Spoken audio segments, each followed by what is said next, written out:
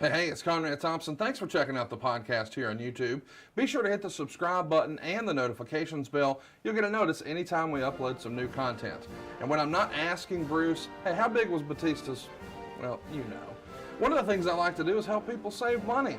And if you're watching this video right now and you're in a 30-year loan, man, you're overpaying your single biggest bill and you may not even realize it. I want you to do a little experiment for me. Take your calculator out, multiply your monthly house payment by 360 payments. That's how many payments there are in a 30-year loan. That big scary number, that's your total of payments. You're looking at that number? You know you can do better. Keep more of your own money right now and go to savewithconrad.com. Or maybe you've got credit card debt. Man, it's not a matter of if I can save you money with that. Your average interest rate on a credit card is more than 20%. And by the way, all the interest you pay on those credit cards, it's not tax deductible. Whereas the mortgage interest, well, that is tax deductible. So if you owe this debt, it's up to you how to pay it back. Doesn't it make sense to get the cheapest rate possible and the greatest tax deduction possible? Find out how much money you can save right now for free at savewithconrad.com. You don't need perfect credit. Even scores in the 500s can be approved, and it's no cost out of pocket. But maybe best of all, we're licensed in more than 40 states. We can help more families than ever before. But how much can we save you? Find out right now for free with a quick quote from savewithconrad.com.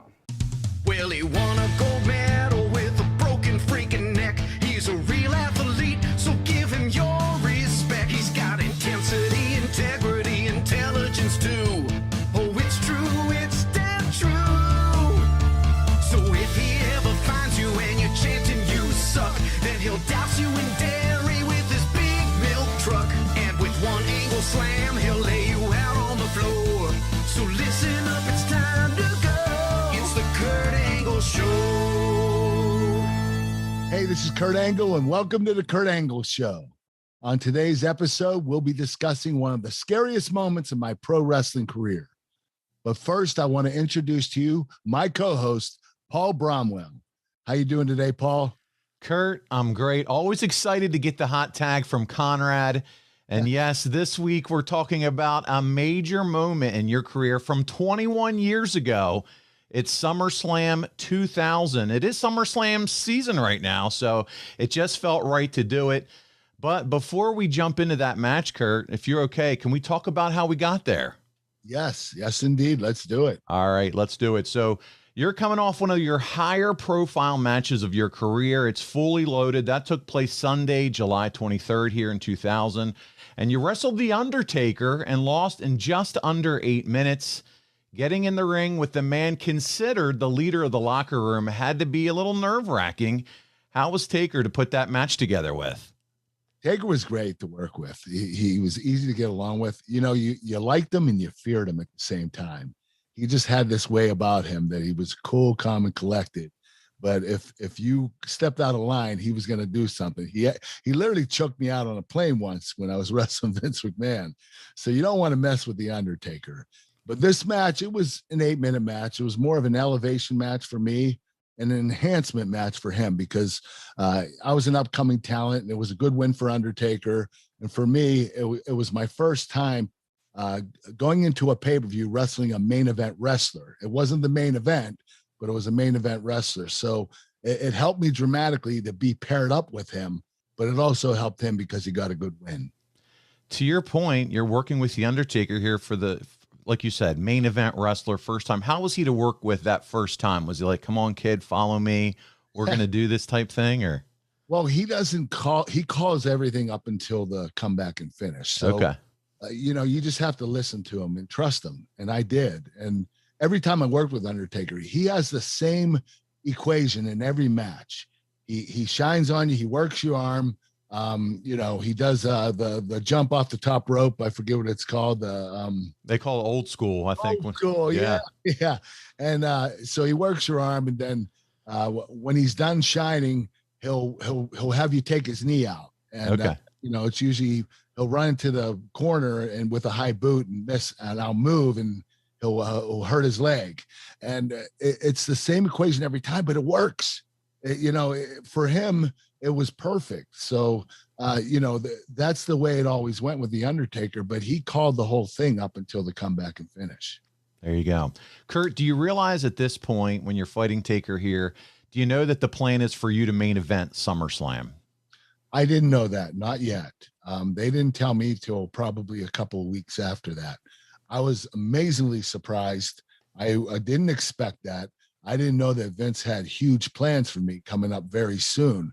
I figured I'd win the world title the next year, but it occurred that year. Well, the next night, it's a rematch after Fully Loaded. It's Raw. It's you versus Taker. But the Big Show comes out and turns on Taker, and it's a 3-on-1 beatdown with Shane McMahon joining in. And it's all about the conspiracy here. There's Shane, Big Show, you, and Benoit kind of all together. Commissioner Foley is upset about this and sets up the main event of The Rock and Kane versus you and Chris Benoit, which, by the way, ended in a schmaz, but you end up on top of The Rock as the show goes off the air after hitting him with a chair. Do you think being paired with Shane like this was going to lead you to a main event slot? Well, anytime you're paired with a McMahon, whether it be Vince, Linda, Shane, or Stephanie, they have huge plans for you. They don't just pair them up with people that they don't care about. It's going to be something big. So it felt really good to have Shane on my side and paired up with me because I knew they had huge plans for me.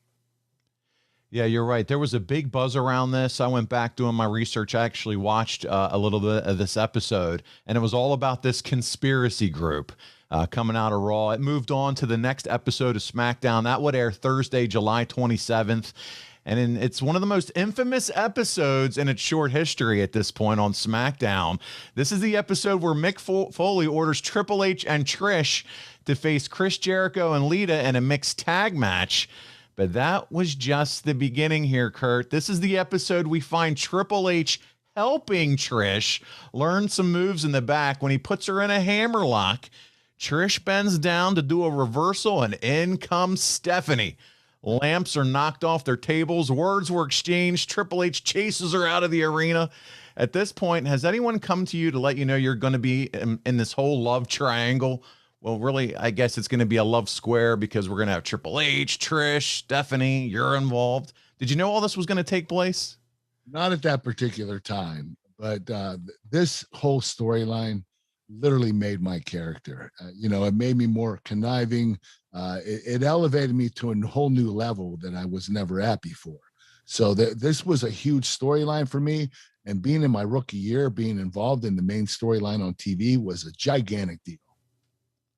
Yeah, no, absolutely. You talk about kind of the soap opera crossover, the entertainment part of wrestling. This put the E in entertainment for sure here. This mix. If you haven't watched it, go back, check it out again. You can find it. It is the July 27th, 2000 SmackDown. I know it gave me a few chuckles. So you main event this SmackDown going one-on-one with the great one that ends in a DQ when Rock hits you, Chris Benoit, and Shane McMahon with a chair. Did you enjoy working with The Rock?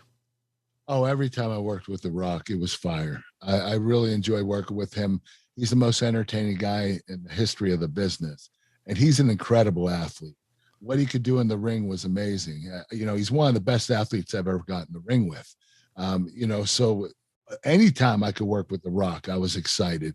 And, he's one of the most popular icons of all time. So with that, obviously you want to work with those kind of people. They're the best of the best. Kurt, it really speaks to how well they thought of you early on in your career. I mean, we just talked about you versus Taker. Here you go, already involved with Triple H. Oh, by the way, you're going to wrestle Rock here, main event. So obviously the blue chipper status isn't just what Jim Ross is talking about on commentary. It's coming through loud and strong in terms of how they're booking you for these various shows as we lead to this SummerSlam. So again, I think it's easy to see that as we're headed to this. So we're going to move on, and we're heading to Madison Square Garden as the story continues to build here.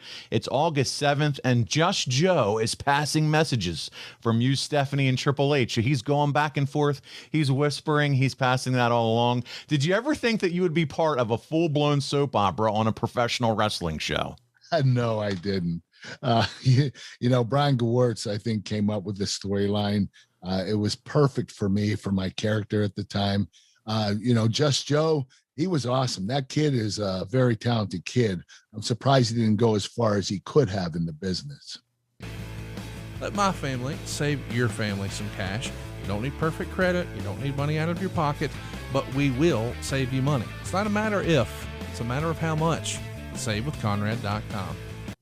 Yeah, he gets involved here a little bit later too with SmackDown, but Stephanie would come out here in front of the crowd and announce that you and her were just friends, and she wanted you and Triple H to be friends and shake hands.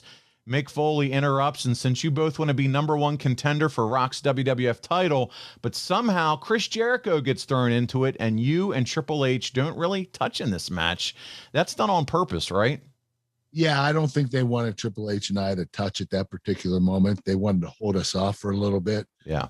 Kind of, let it brew and, let it settle and then, explode eventually. So, yes, that was done on purpose. All right, so we move on to the match. You and Triple H give Jericho a double back suplex and pin him at the same time, and both of you are named #1 contenders. This is a big deal for you right here, Kurt, isn't it? Oh, it's a huge deal. Here I am, my rookie year, main eventing SummerSlam, 7 months into the business with two of the biggest names in the history of the business. It was a dream come true, a huge honor. Yeah, Vince McMahon's daughter's featured here as well. How much pressure are you putting on yourself behind the scenes? Well, I love pressure. I've always been good under pressure. It didn't bother me that much. I love challenges, and I was willing to take it on head on and do the best I could. That's all I could do. Yeah. Well, you certainly handled it well. We move along to the SmackDown show as this story continues to build here. And you make a remark that you'd like to restore the title to the credibility of the living, well, he was at that time, legend Bruno Sammartino, Pittsburgh's own. The amount of heat Bruno and Vince had during this time period was insane. Who scripted this line? And being a Pittsburgh native, how big of an influence was Bruno in your area? I have no idea who scripted the line, but Vince obviously approved it. Or Okay. It wouldn't have aired on TV. I don't know if it was if it was his decision. I don't know if he wanted to make amends with Bruno by acknowledging him on TV. But what I can say about Bruno is he was one of the most popular sports figures or any type of figure in Pittsburgh. Top 5, without a doubt, whether it be politician, actor, athlete, sports entertainer. He was one of the top 5 biggest names in the history of Pittsburgh. That's how big he was. Yeah. And I don't know if you've talked about it, maybe you have here before, but meeting Bruno, what was that like the first time you ever got to meet him? It was really cool. I met him right after the Olympics, and he was a huge amateur wrestling fan. His son wrestled in high school, so he had a lot of respect for me, the same type of respect I had for him. And every time we would see each other, we would talk about wrestling, amateur wrestling and pro wrestling. He was easy to get along with, very humble, a guy that you would like to meet, would love to meet. He just had that way about him that he didn't act like he was any better than anyone else. He was a real human being. No, that's good. Two legends of Pittsburgh connecting, all, obviously huge impacts in the wrestling business in various ways. We move on here. Just Joe, you mentioned him again. He's in the middle of things on SmackDown. You talked a little bit about your thoughts on him. He didn't really last too long in the World Wrestling Federation. I thought he would. I know that he was really tight with Edge and Christian, and that's how I got to be introduced to him. And he was really talented. The kid had all the, everything that you needed to be a great sports entertainer. I'm just surprised that he didn't move a lot further into the business. I don't know if there was a character they gave him, but he didn't last that long, and I was really surprised. Yeah. Well, and something that's interesting at the time, Big Show is hurt and can't work a main event match with you in Springfield, Massachusetts, and you end up teaming with Albert to face Undertaker and Kane. Do you remember this at all and how that match was put together? No, I don't remember that match in particular. I don't even know if it was a TV or if it was a house show. You know what it was? Yeah, no, it just says that, just doing the research. I don't think it was a TV. I think it was just something that you guys were doing together as you were building up to the match. But for whatever reason, he's hurt, can't work it, and just missed out on this one here. So, well, we'll move on, Kurt, if you don't remember that one, and we'll talk about Raw, which I'm sure you do. It's from Providence. You cut what Dave Meltzer calls as the time your best promo on how you're Nancy Kerrigan and Triple H is Tanya Harding, and you kind of turn Triple H babyface. Was there ever talk of you and Stephanie staying together against a babyface Triple H? So what about that? You and Stephanie staying together? Was that ever considered? I think it would have been an awesome idea. I don't know if anybody put that fire out or why it didn't occur, but I think it should have, and it could have. And I honestly believe that this storyline could have been one of the hottest storylines ever in the history of the business if we would have continued on, especially if I would have paired with Stephanie. Because, you know, Stephanie and Triple H were the real deal. They had a real relationship. And, you know, to have that type of heat that I would have from it would be incredible. So as you're working with Stephanie, and I'm sure you guys, camera goes off, working with each other, you and Triple H on this whole angle, what was it like kind of behind the scenes to work together through these soap opera type storylines? Were you having fun with it? Were you know, or was it just like, oh, this is painful, we got to get through this? What was that like? A little bit of both. I'm not going to lie to you. There were the times I had to get intimate with Stephanie. Yes. Triple H, you know, it just was a little bit crazy, but I enjoyed it. You know, it got a little uncomfortable at times, but for the most part, I really liked it. It was a lot of fun. We at Ad Free Shows this month, you and I, we're going to do the bonus episode watch along of the SmackDown, where you give Stephanie the old lip lock, not the ankle lock, but one of your other major moves there. So we're going to do that as a watch along. I'm looking forward to that. But I get it, right? We talk about that it's entertainment, but still you're getting put in the kind of weird positions here, especially when Triple H isn't standing too far away, right? Oh, without a doubt. You know, it does become uncomfortable because you know that they're having, you know, I don't even know if they were married at this particular time. Were they? I don't think they were yet. They were still dating. I think they got engaged a little bit after that, but they were a real item. Yeah. And when you get involved in that, it's a little nerve-wracking. I'm sure. It's like, well, I'll just take direction from you, and whatever you say here, I'll just follow whatever you say, and we'll do that and call it a day. And I just did what Vince McMahon told me. That's right. And you can't go wrong there, Kurt. And you know Vince, he's going to want to push it all. Go for it. Dig in. Of all people, Vince McMahon would, yes. Well, speaking of Vince, he makes a special appearance and pulls you and Triple H into a limo, and you both have to get along for the main event, which is you, Triple H, and Shane taking on The Rock and the Dudleys. It's a big deal when Vince makes an appearance on television, is it not? Yes, he wasn't making much appearances back then at that particular time. So if he was involved in your storyline, or if he did an appearance, it had to mean a heck of a lot, and that's why he did it. And it was a privilege that Vince McMahon got involved in this, because you know that you're doing the top storyline on TV. If Vince is involved, you're in the top storyline.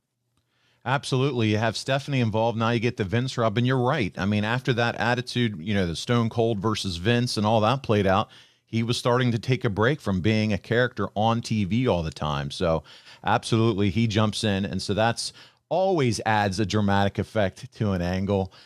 We move on to Heat. Yes, that was a television show everyone probably remembers, and it's a taping here with Matt Hardy and what was an excellent match with Stephanie, helping you and raising your hand after. Again, the soap opera elements added to this really brings out another dimension in your character, and you mentioned it before, Kurt. Wouldn't you agree this was really what kind of brought all that out in you?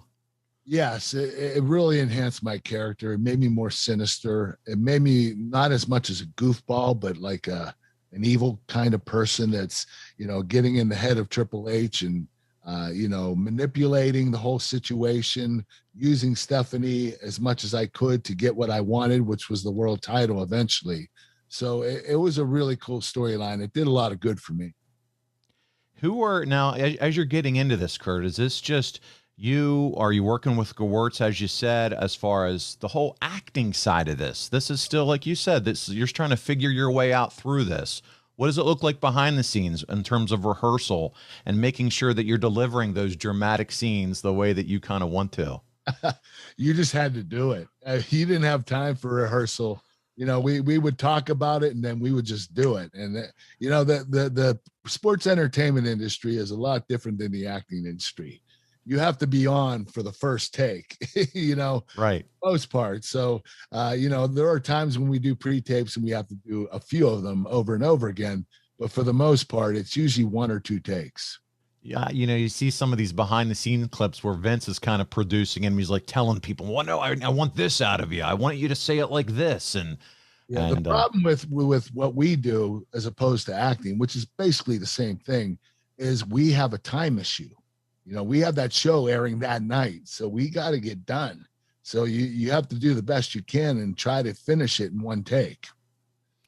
Well, you did a good job here, Kurt. Obviously, here with this one, you helped Triple H defeat Rock on SmackDown after a chair shot. Do you think there was a possibility that you were leaving SummerSlam as world champion at this point? I had no idea. I knew I was in the main event. I was very excited about it. I didn't know what the plans were from Vince McMahon, if he wanted me to be a world champion at that particular time. But, soon after is when I got the world title. So I'm sure they considered it, but I think they wanted to continue the storyline with Triple H and Rock is the champion. So I think giving me the title would have made it a little more complicated with Triple H because he would have to win it from me eventually. Sure. I don't think they had plans for Triple H getting the title at that particular time. Gotcha. Well, you mentioned Brian Gewirtz. You referred to him recently as the best writer for the World Wrestling Federation. It's reported as that he's the central writer. You mentioned it earlier for this whole angle between you, Triple H, and Stephanie. Was he pretty much just the only guy involved in terms of this entire angle, writing and working with all of you throughout this? I think all the writers were involved, but Brian was pretty much the lead writer. And Brian had a lot of talent because he was a wrestling fan his whole entire life. And he went to college at Syracuse University for journalism. He majored in journalism. And he took those 2 passions and put them together and became the best writer in the business. I think you said a lot there when you said that. He was a wrestling fan his whole life. And I think that's an important part of probably being a really good storyteller when it comes to writing for wrestling. Would you agree or disagree? Do you think you have to be a wrestling fan to be a really good writer for wrestling? I believe that. I don't know if it's true, but I think it definitely helps. You would be a better writer for pro wrestling if you're a wrestling fan than if you weren't a fan. So I think yes. Yeah. Yeah, I know there's been some stuff lately where they've had writers who just had that Hollywood experience, but didn't even know, an ankle lock from a lip lock, joked about that earlier, but honestly, they don't. And I think, how can you really be writing about something that you've never even watched at all in your life? If you don't know it, why would you write for it? Right. Well, moving on here, you and Triple H team up on Raw to beat the Acolytes, and the main event is Stephanie versus Lita, which ends with Lita winning the women's title after all types of interference. How big a deal is 2 women main eventing Raw in the build-up to SummerSlam, especially here in 2000? Oh, it's a huge deal. I believe that's probably the first time that 2 women main evented on Raw. That's right. That's a huge deal for women. And back then, the wrestling wasn't quite as good as it is now, but that was a huge deal. I mean, Stephanie and Lita going at it in the main event. Wow. That made a statement for women. Yeah. And, again, it's huge, especially if you look back at it now and see you would eventually have Lita Trish Stratus that would main event Raw in 2004, which a lot of folks, I'm sure, remember that big time main event. But again, early days, women being involved here, main eventing a major show like Raw. Pretty cool to see. We then head to SmackDown. This is the final SmackDown before SummerSlam. And we have Rock and Lita teaming up in the main event here. And the winner of a coin flip between yourself and Triple H will team with Stephanie. And you win the coin flip. You win. Stephanie gets knocked out on, there was some sort of reverse Mega Powers angle here with Triple H carrying her to the back for help. But then he comes back out and attacks everyone for the DQ. The show goes off the air with you walking away and Triple H taking the rock bottom. And this is the show I was talking about upcoming. You and I are going to sit down for ad-free shows, but this is the episode where, again, you drop to your knees, she's on the couch, and you lay it in. This is a big deal here. Was that all done pre-tape, I'm assuming, or how'd that work? Oh no, we had to do it live because it was during the show. So it was sweaty angles running back. It was so nerve-wracking. And not only that, The director was Vince McMahon. And he was I love it. 3 feet away in a chair. And You can feel his hot breath as you're trying to go in for the smooch. I'm kissing Vince McMahon's daughter right in front of him. Of course, I didn't want to slip her the tongue. You know? Hey, I would have gone for it. Well, that's a whole nother story, but go ahead. Oh God, no! I didn't know what to do. I was so nervous about it because Vince McMahon just standing there looking, and he's like wide eyed, like I want to see this. And I'm like, holy crap, this is so weird. Yeah. It was a great moment for me because it did so much for me, but it was really uncomfortable. So at that point, is he the one that says cut to let you know that it's over? You can stop kissing her? Yes. Like, yeah. we're done TV. You guys can stop. I stopped the lip lock, and then we stared at each other for a few moments before we went off. Okay. Yeah. Oh, that's right. That's right. Yep. Just a kiss, and we went off the air. We stopped and we reacted. Stephanie was surprised, and I was looking like I was in love. Okay. So you have the hearts are flying out of your eyeballs at this moment, like the old cartoon. So go off the air. What happens after that? Is it just, okay, we're done, and you run out of the room? How does it, what is it? What is it? What happens? Stephanie says, Kurt, you kiss like a fish. Oh, And man. I said, Stephanie, what the hell did you want me to do? Your dad's watching us. Right. But she was wanting more. She was hoping for something a little better, Kurt. She wanted that gold medal kiss. Okay. Yes. That's funny. And so Vince, I guess, approved, and it was good to go. It's television history. Yes, it was. Oh, it's true.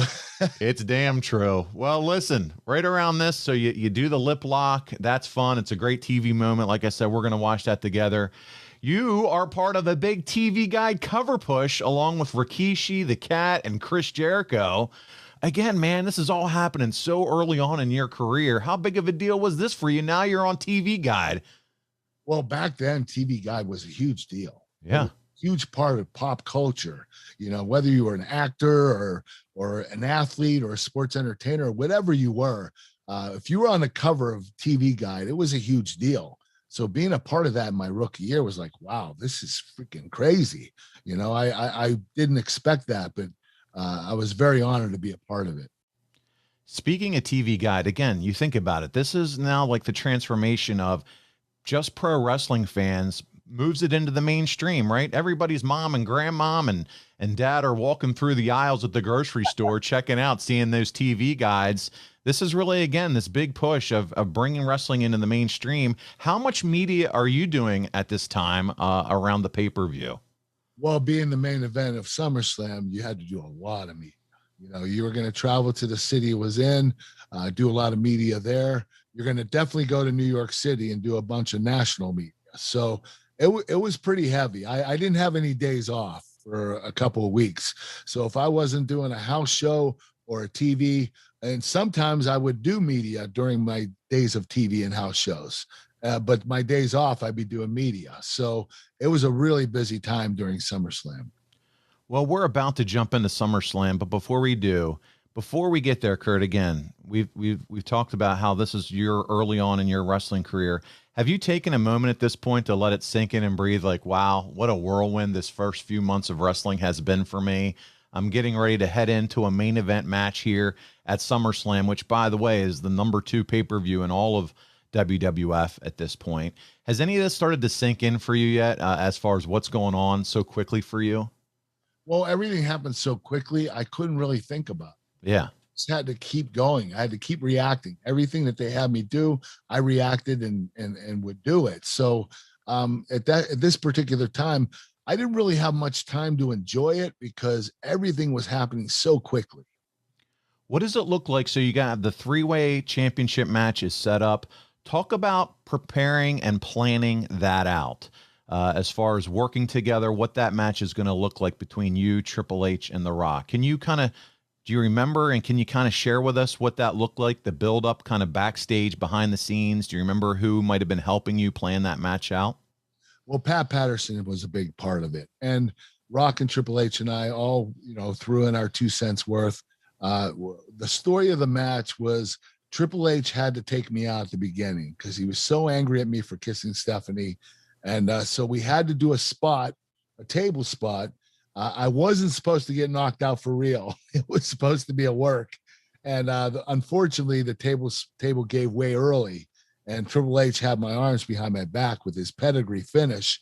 And he didn't have time to let my arms go so I could protect myself. So the table gave way early and I got knocked out for real. So this was a nightmare because the match was structured. I was supposed to get knocked out, pretend, and then I was going to come back and join in with Stephanie and try to help Triple H, not help Triple H, but get involved in the match. Stephanie wanted me involved in the match so that because Rock was kicking Triple H's ass. Yeah. So that was the story of the match. I was going to get knocked out early. I was going to come back 10 minutes later and go wrestle in the match. And in the finish was the finish, which it was The Rock going over. But the match told a great story. I don't remember any of it, but it was put together very well. But I have no recollection of it. No worries. That's what we're here today to do. I'm going to walk you through this a little bit, but I was curious to hear it. And like you said, Pat Patterson, not surprising, kind of was very involved and had his hands all over it in terms of preparing it. So let's get into it, Kurt. We're here. The match that you don't remember, that's what we're going to talk about today. It's SummerSlam 2000. But before we get to your match and it's important to talk about what happened before the main event. We have Shane McMahon. He takes on Steve Blackman. And this is where he ends up coming off the Titantron for the big 30-foot drop. Then we also have what we now know as a tables, ladders, and chairs match that happened between the Hardys, Edge and Christian, and the Dudleys. So you guys are kind of in the back, probably keeping an eye on what's going on. And you're thinking, oh, great, here we are. We get to be the main event. We got people flying off Titantrons, off tables, ladders. The only way to top things like this is maybe a bunch of dangerous stunts. Are those kind of thoughts that you're having through your head, or is there none of that? You had to think about that because, I mean, that table, ladders, chairs match was one of the greatest matches in the history of wrestling. Right. Shane, he always does the crazy stuff, and he's so entertaining with it. But we knew that we had to just tell a great story because we had the top storyline on TV, and we knew that we had to go in there, and we didn't have to do crazy spots. The reason we did the table spot was because Triple H had to knock me out of the match for a while. Yeah. So we didn't have a lot of crazy stuff because we didn't need it. We had a great story, and when we wrestled the match told a great story, and that's all we needed to do. And we knew that we need to be different than their matches. So even though they did all the crazy stuff and probably got the biggest pops of the night, we knew we had to have a very solid main event that told a good story. So going into it, it wasn't because you saw what was going on with that. Did you think we need to incorporate this table spot at the beginning? It was already planned and supposed to happen that way. It was already planned. We were going to do it anyway. Okay. So you and Conrad discussed as part of your Rookie of the Year Part 2 episode, so by the way, go check that out in the archives if you haven't already, how everyone had to carry you through this match, and Stephanie, Rock, and Triple H are calling all your spots for you to follow. Have you ever, before, I know we're talking about it now, but have you ever sat down and watched the match back? I did watch it back, and you could tell I was completely out of it.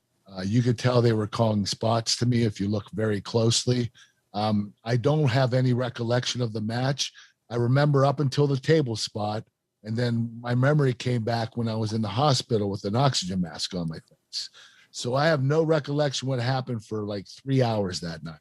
And, watching it back, I wish it would have refreshed my memory, but, seeing it, it was like doing it for the first time. Wow. First time I saw it, it was like, oh God, I didn't know I did that.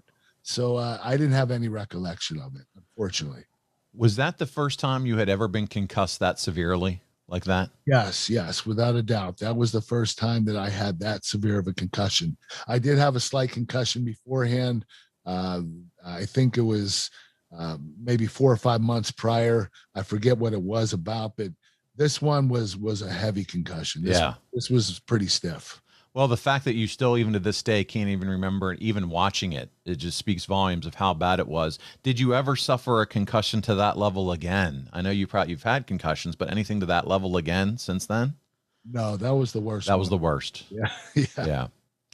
Well, definitely, if you haven't watched the match, if you go back and watch that, That's how it starts. You two come out, you and Triple H, he delivers a pedigree to you on the announcer's table that prematurely breaks. And again, you're not doing well here. You can almost tell immediately. It's scary to watch. Your eyes roll and you're just staring into space. It's a terrifying scene, really, and you had no business going back out there. Obviously, with the way WWE Medical is now, the business has evolved to be way more cautious of head injuries. The clip of you going through the table was used for years in the WWF's "Don't Try This at Home" warning that they had on television. Do you think this injury pushed forward some injury precautions that happened at a later time? Yes, sir. I think that I was the poster child for concussions, and the reason why we did the campaign for "Don't Try This at Home." The company needed to do something about it, and they did. Fortunately, I'm very happy with their concussion protocol now. They've done an excellent job of making sure these guys don't, if they do get concussed, they're not going to get past the wrestle. And they're definitely not going to go out during a match if they got a concussion in and go back out and wrestle again, like I did that night. Yeah, scary, scary stuff here. And again, I rewatched it this morning, just prepping for this. And you are completely out of it. And it's immediate where Triple H is kind of, where the hair hides him, but you can tell there's a little bit of communication that's going on to check on you. It happens right away. It's a very ugly scene. Before the match, you say, because by the way, they gave you the mic. I don't even know if you remember it, but you're in the ring and you said that you satisfied Stephanie more than Triple H ever could. Vince gave you that line, didn't he? Yes, he did. That was a Vince McMahon. Yes. He's always stirring the pot. Oh, my goodness. Oh, something else.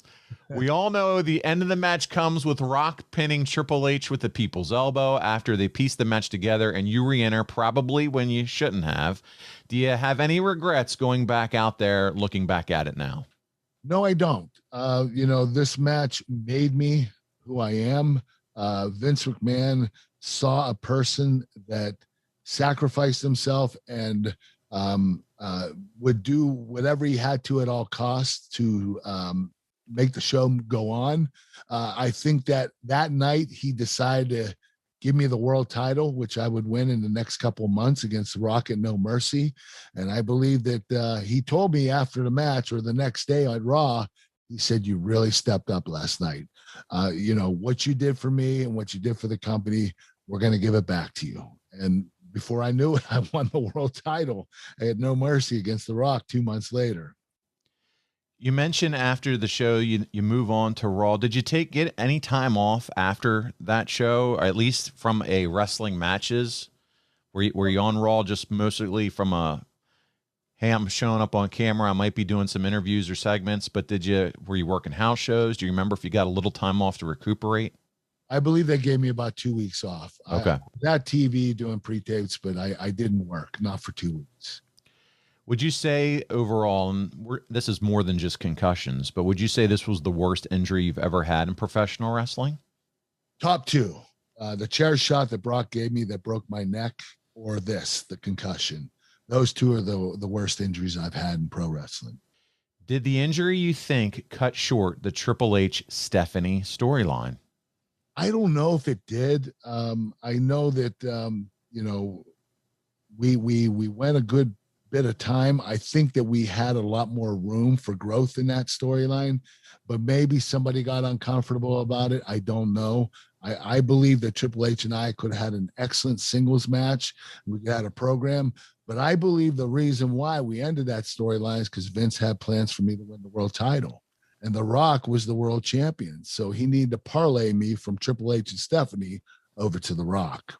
Yeah, makes sense there. It's time to move on. And if they wanted to strap the rocket ship to your back, it was time to do so and move on there. So Kurt, we're here. We're into the fan questions. You ready to answer some of the fan questions this week? Yes. All right. Jeremy Priest, he's one of our top guys on ad-free shows. He says, most of us know triple threat matches can be difficult to work. When you have the star power of you guys, how difficult was it, or was it at all? It's always difficult in a triple threat match. And the reason is the psychology is different than a singles match. A singles match, you can pace yourself and you're both working with each other. You can communicate with everybody. A triple threat match, usually there are two guys in the ring working and the other guy's outside the ring or down selling, and you have to rotate. So the timing has to be perfect. And there's a lot of memorization. In a singles match, you don't have to memorize everything. In a triple threat match, you do have to memorize everything. So it's a lot harder from that aspect. Interesting. I was gonna follow that up to say, do you enjoy triple threat matches as much as maybe one-on-one? But it sounds like there's a lot more work and preparation. You would think you get a little breathing time on triple threat matches. You do, but it's a lot more challenging because you have to really pay attention to what's going on the whole entire time, and you can't improvise. A singles match, you can improvise. Triple threat, it's very difficult. Communication becomes a little harder when you're trying to communicate with two aside from one. Makes sense. That's when you use the referee if you need. There you go. Michael McClanahan, and he touches on something that we were talking about earlier, and he said, did you feel any additional pressure having to follow that TLC match? Was there any concern the crowd may be less invested in the main event after watching that spectacle? You have to feel that. That match is considered one of the greatest matches of all time. From a gimmick match perspective, not a technical match, but the fans have voted that match, I think, one of the top 5 matches ever. So there is a lot of pressure, and all you can do is focus on your own match and do the best that you possibly can. Totally makes sense. You still got to go out there and do what you got to do. And like you said, you feed off pressure, Kurt. So for you, it's just, okay, it's time for us to go do our thing, and we'll show them while we're in the main event. So it makes lots of sense. Brian H. is up next, and he said, this match really revolved around the story with you, Triple H, and Stephanie. Was there ever talk of doing a one-on-one match between you two, or was this match always meant to include The Rock? I don't know. I really believe that Triple H and I had a lot more room for growth in this storyline, and I would have loved to work with him. He was an incredible in-ring performer and great entertainer, and I would have loved to have a single match with him before I won the title from The Rock. But I believe after SummerSlam, Vince decided to put the kibosh on it and put me up against The Rock so I could win the world title in my rookie year. Yeah, and it made sense as far as, at least for how we look at it now. Again, they had big plans for you, Kurt, and this was, again, another step in your progression of your career to get you where they needed to get you. Rory Melberg has our last fan question this week, and he says, what was it like to main event SummerSlam? Oh, gosh. You're talking about a rookie main eventing SummerSlam, the second biggest pay-per-view of the year, against two of the biggest superstars of all time. Wow, man. It's a dream come true. I kept pinching myself because I didn't know if this was real. You never expect in your rookie year to be in a match that high profile with those athletes that are high profile. When you're just really a rookie that's upcoming. And, I would like to say I earned my stripes in professional wrestling my first year. I think from a performance perspective, but from a time issue of how long I was in the business, I didn't really earn my stripes, I don't think. It's hard for me to say if I deserved it or not. I did win a gold medal in the Olympics, and that actually had a lot to do with why they pushed me so hard. But I believe that my entertainment factor, my aspect of entertainment, what I could do on the microphone and as a character really helped me. And I didn't know I could do this. This was all brand new to me. They gave me a character, and I used that character and did the best I could with it. I didn't know really I didn't know how to entertain people before. So this was brand new to me. And here I am, I'm winning the world title my rookie year, and I'm considered one of the most entertaining guys in the business. It was just like, wow, this is crazy. Kurt, were you like a class clown in school at all? Or did you do acting in school or any of that? Did you see any of this in yourself back in the day? Oh, no. You know what? I'll tell you how shy I was. In college, I was a business major. And my last 2 classes, I had to do presentation classes. And I told my advisor, I don't want to do them because I don't like getting in front of people. And so he gave me a bunch of electives, education electives. Okay. So he said, hey, you have enough credits to graduate with an education degree. Because he was an education teacher. So, I said, well, then I'll take that because I'm not going to take those classes. Sure. I didn't like being in front of people and talking. And here I am in the WWE, the greatest company in the world and one of the most popular companies. And I'm entertaining fans. I'm like, how the hell am I doing this? Let my family save your family some cash. You don't need perfect credit. You don't need money out of your pocket, but we will save you money. It's not a matter if, it's a matter of how much. SaveWithConrad.com. You're wearing a little cowboy hat, playing guitars and acting goofy. And yeah, no one would ever know that. I think it was just perfect timing. I am a little bit, I'm a little gullible and I have this way about me that, a little spacey. And I think they took advantage of that and made it into a character. Tapped into it. Yes, they did. Well, Kurt, you played it on point and to a T and delivered, obviously. But you're right. It gave you another dimension. It added another dimension to your character, and they were able to use that side of you or the badass wrestler side of you, even, bring you back into the ECW, kind of that tough-ass grappler, and you were able to deliver on all of it. Yeah, thank God. I was very happy with my career, especially in WWE. Don't get me wrong, TNA was awesome too. But, WWE was the first company I was with. So that was really special to me. And I enjoy TNA as well. But the WWE is the one thing that that really made me as a sports entertainer. You were able to figure out who you were and have those now sea legs so that when you did move on to TNA, you knew who you could be. You had confidence in yourself, whether it's from the acting chop side of it and the wrestling you had down pat. So you were ready to go. But really, it was that time in WWE that got you there. It definitely made me. Confidence. Absolutely. Well, Kurt, believe it or not, we are at the end there of SummerSlam 2000. Any final thoughts before we get to some fun stuff? I want to thank all the fans for listening to my podcast. This episode was really special to me because this was my rookie year, and I hope everybody continues to listen, and thank you so much. No, that's good. And you know what? Again, an event that Kurt does not remember being a part of in real life. He has no real life memories. It's just the out-of-body experience for him when he goes and watches the replay. And just incredible, Kurt. And we're so glad that it didn't bring even more major issues to you and that you were able to continue on and deliver such a stellar career. Thank you, Paul. I really appreciate that. It means a lot. Well, hey, you know what I appreciate now, Kurt, speaking of appreciation? And that's what I found on physicallyfit.com. Nice. You got the chicken snacks. I got the chicken snacks, and I used my 20% off Angle Pod code, and I didn't get one, but I got 3 of them. This is the buffalo wing. This is the first one I cracked into. Kurt, why don't you share with your listeners where they can find these? And by the way, they are delicious. I'm showing them here on the video feed, which you can find at adfreeshows.com. Chicken snacks, you can get them at physicallyfit.com. Go on the website. We have 11 different flavors. We have plant protein. We have chicken protein.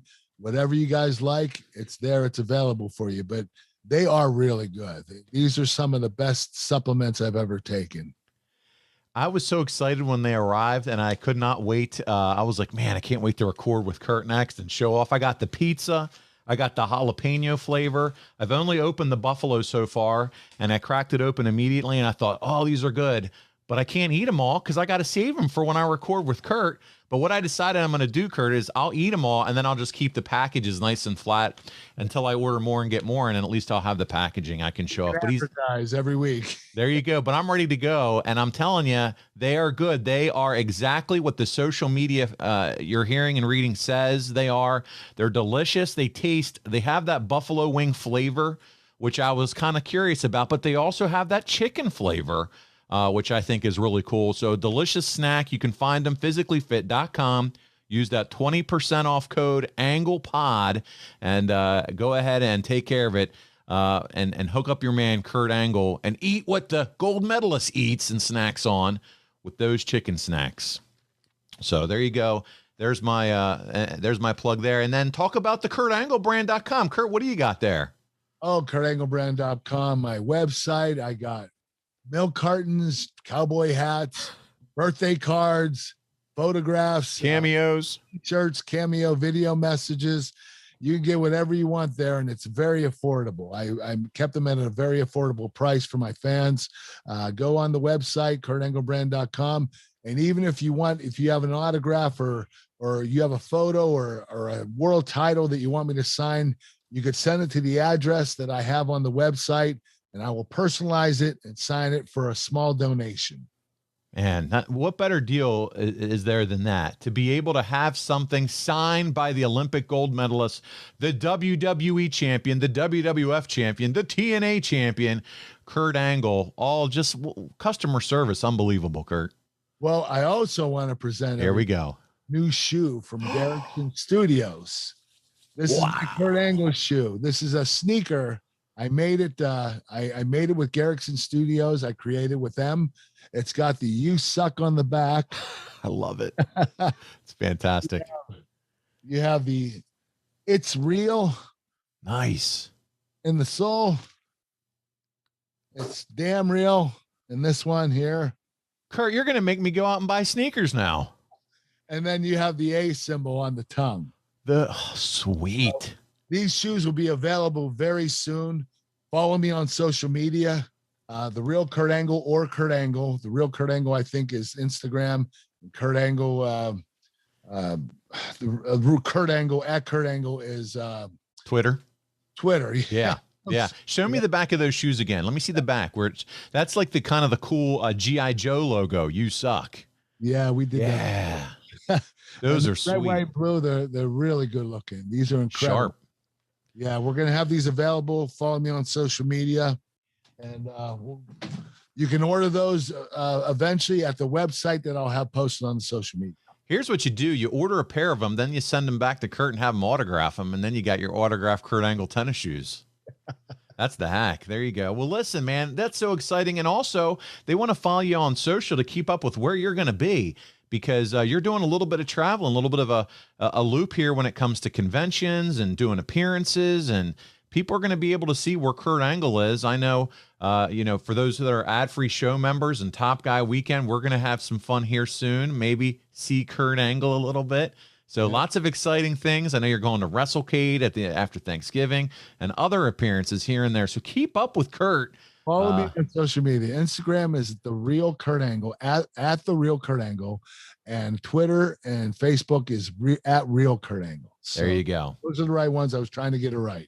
You got it, man. Can't get enough of that red, white, and blue Kurt Angle. Kurt, I appreciate everything this week. This has been fantastic. Support our man, whether it's chicken snacks, whether it's something from his website, kurtanglebrand.com, soon to be the sneaker line. It's all things Kurt Angle, and he's got you hooked up.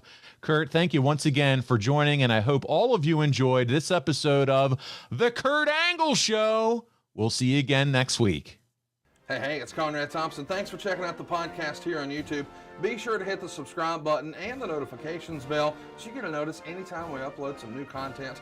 And go save yourself some money right now. If you're in a 30-year loan or you have credit card debt, it's not a matter of if I can save you money. It's a matter of how much. Find out right now for free at SaveWithConrad.com.